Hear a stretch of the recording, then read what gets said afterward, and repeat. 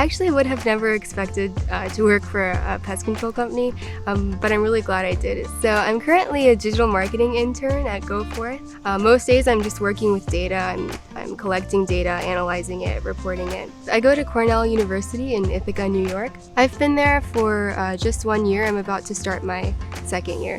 I actually lived in Thailand for the last 2 years of high school. I was studying with people from all over the world, and it gave me the opportunity to really learn about different cultures, different people. So in my current role, I was actually expecting to be more involved in the social media marketing aspect, but it turns out that marketing is actually really data-driven, and so that's been really surprising for me, and I think I've learned a lot and I've gained a lot of valuable skills.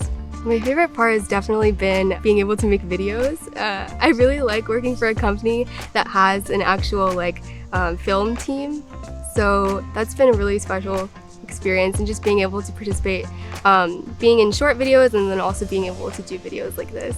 Yeah. I think the great thing about interning at GoForth is that there are so many different projects you can work on, and if you have any ideas or you want to work on something in particular or you have certain interests, the leadership team is really supportive, and they really want to help you reach your goals. The thing I'll miss the most about GoForth is the people.